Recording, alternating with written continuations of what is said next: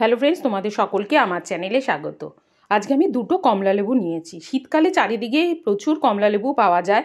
তো আমি কমলালেবুর ভেতরের অংশটা তো আমরা খেয়ে নিই, কিন্তু আমরা খোসাগুলোকে ফেলে দিই। খোসাগুলো এবার না ফেলে দিয়ে, খোসাগুলো দিয়ে আমরা যেমন বিউটি টিপ তৈরি করতে পারি, শুকনো করে গুঁড়ো করে ফেস প্যাক তৈরি করি, সেমনি কমলালেবুর খোসা দিয়ে কিন্তু আমরা ক্যান্ডিও তৈরি করতে পারি, মানে মিষ্টি একটা ক্যান্ডি তৈরি করব। তার জন্য আমি কমলালেবুর খোসাগুলোর ভেতরে সাদা অংশটাকে চামচ দিয়ে এইভাবে আমি খুলে ফেলে দিচ্ছি। এগুলো যদি থাকে তাহলে কিন্তু ক্যান্ডিগুলো তেতো লাগবে। তো সবগুলো আমি ভেতরের অংশগুলো ছুরি দিয়ে বা চামচ দিয়ে তোমরা সাদা অংশগুলো ফেলে দেবে। তারপর এরকম ছোট ছোট লম্বা লম্বা করে টুকরো করে নেবে। তোমরা ছোট ছোট এমনি চৌকোনো করে টুকরো করতে পারো। আমি লম্বা লম্বা শেপে এভাবে কেটে নিচ্ছি। তোমরা দেখতেই পাচ্ছ আমি কিভাবে টুকরোগুলো করে নিচ্ছি। কমলালেবুর খোসাগুলোকে এভাবে কেটে নিয়েছি। এই প্রথমবার কমলালেবুর খোসা দিয়ে আমি ক্যান্ডি তৈরি করছি। এরপর একটা পাত্রে জল নিয়ে 15 মিনিট ধরে খোসাগুলোকে ফুটিয়ে নেব। আবারও জল ফেলে দেবো, নতুন করে জল নিয়ে আবারও 10 মিনিট মতন ফুটিয়ে নেব। না হলে কিন্তু যখন আমরা ক্যান্ডি তৈরি করব, কমলালেবুর খোসার মধ্যে যে তিতোটা থাকে সেটা থেকে যাবে।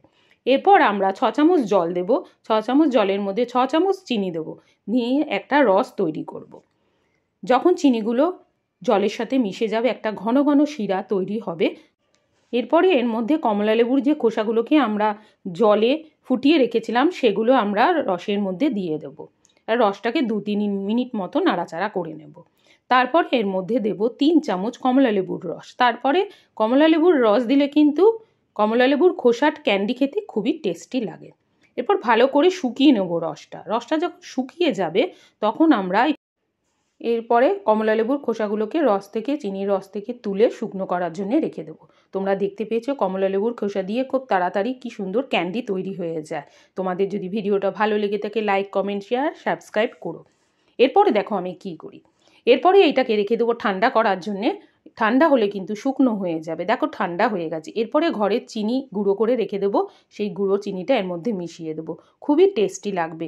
তোমরা কিন্তু ফ্রিজে তোমরা কন্টেনারে করে রেখে দিতে পারবে অনেক দিন। দেখতে পেয়েছো যে খুব সহজভাবে ঝটপট তৈরি হয়ে গেছে মিষ্টি মিষ্টি ক্যান্ডি। তোমাদের সাথে দেখা হবে নেক্সট কোনো ভিডিওতে।